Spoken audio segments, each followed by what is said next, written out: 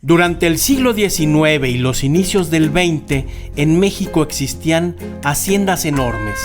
Algunas de ellas eran tan grandes que abarcaban hasta donde la vista alcanzara. Las haciendas eran ranchos gigantescos, pero más que eso, la mayoría eran autosuficientes, producían sus propios alimentos y podían defenderse de asaltantes con sus propias fuerzas. Mucha gente vivía en ellas, aunque lamentablemente también en muchas de las haciendas se explotaba a los campesinos y trabajadores. En el estado de Tlaxcala hubo muchas haciendas. Esta, de Soltepec, era productora de pulque, con campos de agaves que cubrían miles de hectáreas. Antes de que la cerveza se hiciera popular, la bebida del pueblo era el pulque. Era una industria enorme en el centro de México y muchas haciendas se hicieron ricas con este producto. Tlaxcala, Hidalgo, Estado de México, Puebla fueron durante mucho tiempo los estados que se beneficiaron de esta especie de oro blanco, antes de que la cerveza y otro tipo de licores lo desplazaran casi totalmente. El pulque se extrae de los agaves o magueyes del altiplano mexicano, se raspan y el aguamiel se acumula y extrae con una cocote, tipo de popote gigantesco. El tlachiquero lleva el aguamiel a la fábrica. Aquí se deposita en grandes barriles abiertos, llamados tinacales, para su proceso de fermentación. El aguamiel, una vez convertido en pulque, se vaciaba en barriles bien sellados y transportado en carretones, y luego en camiones hasta las pulquerías de pueblos y ciudades. Esta es la ex hacienda pulquera de Soltepec, una maravilla de arquitectura a mitad de la campiña de Tlaxcala. Esta impresionante fachada se terminó alrededor de 1870. Aunque esta hacienda es muy antigua, del siglo XVI, tuvo su apogeo hacia fines del siglo XIX, durante el Porfiriato.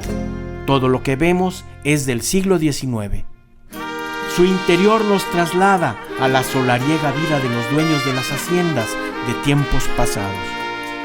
Mucha gente que visita Soltepec lo hace para conocer su característica fachada, que fue edificada a finales del siglo XIX. Nosotros hemos hecho un gran esfuerzo por preservarla, pero no nada más los elementos arquitectónicos, sino también la tradición de la región, que se basa en preservar las 17 especies endémicas de maíz que hay en esta región, así como la cultura del pulque, ya que esta fue una hacienda pulquera.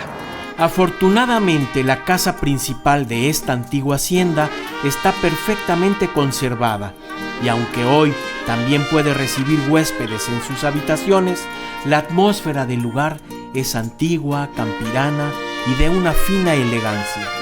Toda gran hacienda tenía una troje, es decir, una gran bodega para guardar el maíz, trigo, frijol o lo que se produjera en la propiedad. Ahora este inmenso espacio sirve como salón de usos múltiples.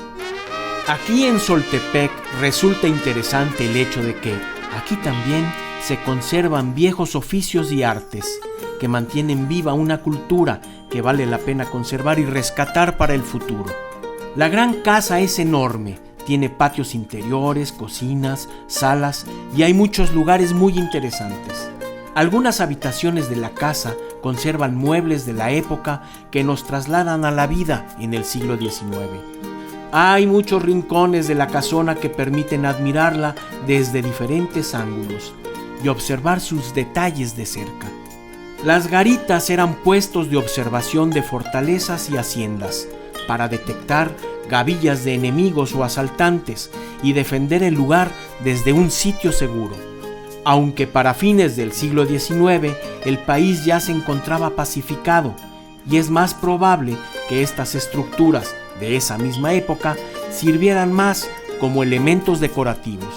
Hay lugares que nos hablan a través del tiempo y que nos permiten entender la vida de tiempos idos y que son una gran lección para rescatar valores e ideas, así como para no repetir los errores del pasado. Ahí les dejo de tarea.